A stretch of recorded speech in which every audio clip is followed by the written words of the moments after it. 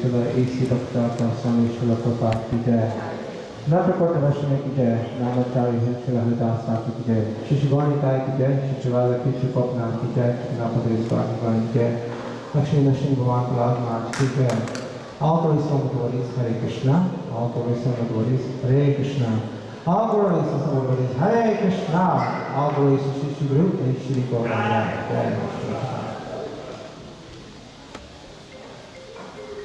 Okay, so tonight's class, before we start tonight's class, I'd like to humbly seek your blessings because, as you know, I have no qualifications to do this class, so I seek the blessings of the Blessed Vaishnavas, especially the disciples of Srila Prabhupada who are here today. So we're very honored that in our temple we have their presence, and with their presence we can somehow get that little spark of the splendor of Krishna. As Krishna says in Bhagavad Gita, which is a book on the eternal truth.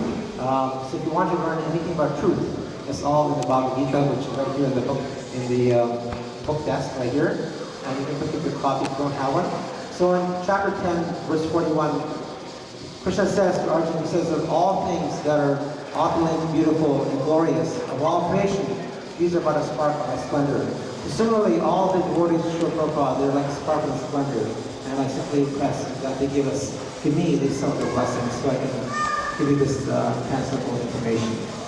Alright, so tonight's class is entitled Devotee Care, and it's the essence of compassion. Tonight's class we'll talk about what is the meaning of devotee compassion. So I thought I'd choose this because, as we know, as most of you know, that recently we had the presentation of the new structure for Iskcon Toronto. And in that, which was about 3 weeks ago, His Grace Rupananda Prabhu outlined the new structure for the temple, which basically centers around the main theme called devotee care. So in any facet, in any department that you see in the temple, whether it is temple operations, fundraising, festivals, bank accounts, baby worship, anything you can ask, anything and everything is related to devotee care.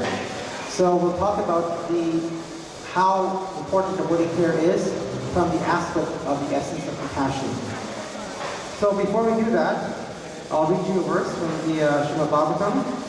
This is from chapter 12, text 13 and 14. So chapter 12, which is called Devotional Service, talks about the aspects of devotee care.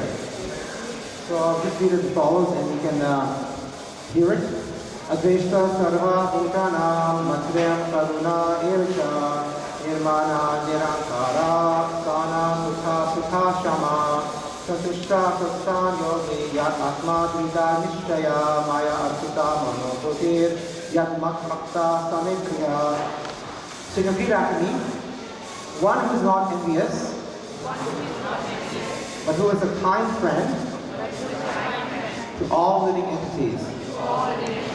He does not think himself a proprietor, who is free from false ego,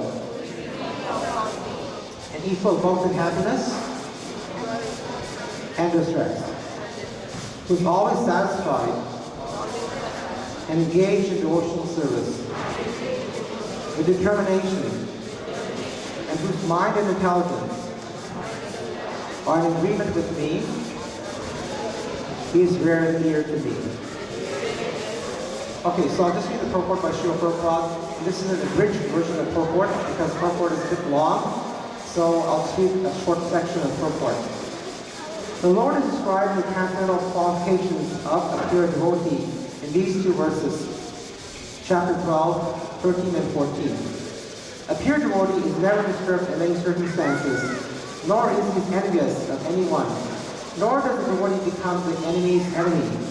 He thinks that one is acting as his enemy due to his own past misdeeds.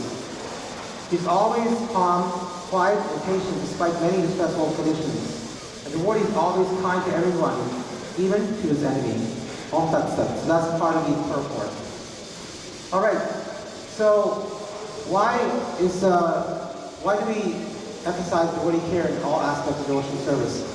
Because in one of the ancient books called the Padma Purana, so Lord Shiva has a conversation. So Lord Shiva is, of course, one of the authorities on religion. He's called a Mahajan. Okay? So in the book called the Srimad Bhagavatam, Canto 6, Yamaraj, who is one of the other authorities in religious scripture, he describes the 12 Mahajans, and he says the Lord Shiva is one of the Mahajans. Okay? So he says to Parvati, he says, he basically says that of all types of devotional service, the service to the demigods, okay, is this Aradhanana, Sarvesham, this demigod worship, or service to them is high, but higher to that is service to me, okay? Vishnu Aradhana, okay, Param. He says that higher than the seva to the demigods or to these instructors of the universe is the seva to me. But he says, wait, higher than that is service to the pure devotees, okay? He says that there's nothing higher than service to pure devotees, even higher than service to me myself, or to Lord Vishnu. So this is an authority, Lord Shiva, on this scripture. So basically he's telling us that the worship of the devotees is the highest form of devotional service. Okay, this is straight from the scriptures. So, and why are devotees very dear? Because Krishna says in Srimad Bhagavatam, he says, Santo Hridayam Maham. He says that I reside in the very core of the heart of my devotee, and my devotee resides in the very core of my heart. And he says that I know nothing else, and I know no one else except my devotee, and my devotee knows no one else but me. So that goes to show that the relationship between Krishna and his devotee is very special, it's very unique. And Krishna puts that on the highest pedestal, on the highest sort of level of concern. Because to him, the devotees, the pure devotee, there's no one more special than his pure devotee. Therefore, tonight's class will focus on the aspect of the sense of compassion in relationship to devotee care.